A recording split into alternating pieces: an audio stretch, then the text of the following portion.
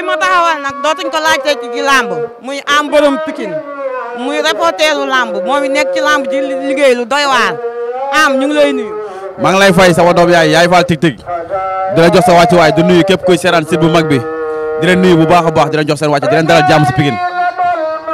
am en tant que doomu Pikine nga dëkk Pikine di yëngu ci làmb nekk ak sëñ Modou Niang ci Pikine lan nga ñu mën a wax ci moom ci ay cadre seede. di wax ni ñun waa Pikine ñoo perte bu rëy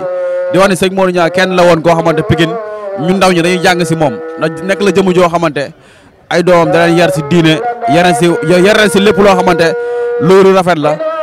yar si lu baax ba jël làmb ji teg ko si ay loxo doomam ba ajuma si guddi bu may waxee yow ajuma si guddi ñoo doon préparé woon làmb ji ñu ne ay doomam ndax làmbam ñun dañ siy jàpp bu baax a baax dañuy bokk suñu yor si jàpp ñu yor publicité yeeg yëpp dañ siy bokk ndax Xaadim Mbàkke day doomam boo xamante moom moo teg loxoom si làmb ji moom làmb ji bu ñëwee samedi su ajuma si guddi toog nañ di waxtaane nii làmb ji mu tëgg dimanche ajuma si guddi toog nañ di waxtaane làmb ji mu tëgg ajuma barki Seydina Mohamed naan suñu équipe bi day final samedi mais yi teel dem làmb ji teel a ñëw moom sëñ Modou Niang làmb ji mu tëgg ñun doon lañ ko waxtaane doom bu ko géré Xaadim Mbàkke toog nañ ci waxtaane samedi su guddi ajuma si guddi ñoo ko toog waxtaane làmb ji ba pare ba tëral lu ñu war a def yëpp samedi suba teel ma yeewu ñu ne ma paa bi dem na barki Sëriñ Tuubaa mais samedi ci suba si bi nga yeewoo yëg ko ban moment nga ko yëg bi nga yeewoo man dama yeewu gis sama appel sama téléphone ay appel yu bëri silencieux laa defoon après ma xool numéro Thiel ma woo ko mu ne ma xanaa doxatoo Pikine ma ne ko lu xew mu ne ma yéen Pikine ngeen am dëj bu mag rek ma coupé ko woo beneen booy mu ne ma xanaa yëgoo sëñ Modou Niang daa gaañu ma ne oh ma après sama xel dem fu sori nag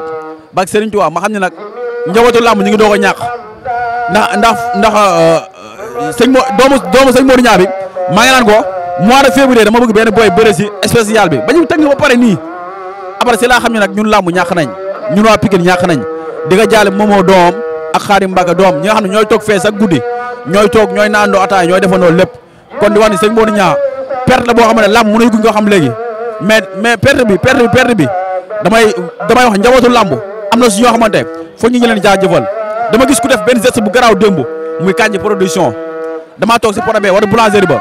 ma gis Lamine Golo seere kakaat bi wàccee ay bagage ay ceeb ay dëwlin ay ndox ñu la ko la yónnee mun a Kandji te gis naa ku ñëw fii démb woo ay caméraman ne leen kaay filmé ay nag laa fi indi barki Seydina Mohamed Kandji ne daa ñëw wàccee Lamine daa wàccee dem yoonam paa bi bind rek mu ne ko Kandji production moo ko yónni pour ma indi ko dëju sëñ Modou Niang loolu tamit lu rafet la dafa kat lu baax li foog ñu leen di fësal pour ñu def lu baax du roy si ñoom. yaa ngi wax lu am solo. waaw donc dafa def lu rëy loo xam ne dafa marqué waa Pikine ñëpp Kandji yàlla ko suñu borom defal jàmm barki Seydina Mohamed lu mu def dafa rafet. am yan message ngay lancé ahlu làmb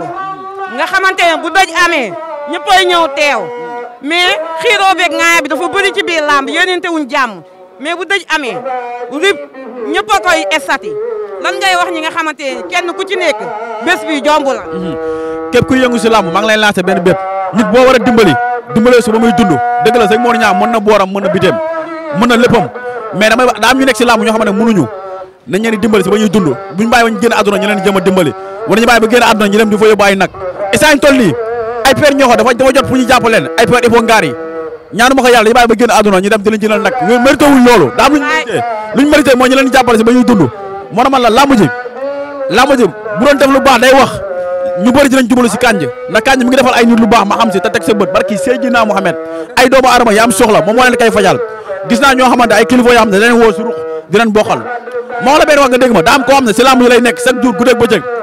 benn jour dafa tëdd neen amul matelas nee na Kandji da kaa woo ji ko matelas bu 150 000 barki Seydina Mohamed ak lu ma soo wax ne yàlla ma ko am ika loolu nekkul sa si rafet yooyu dañ ko war di ko fësal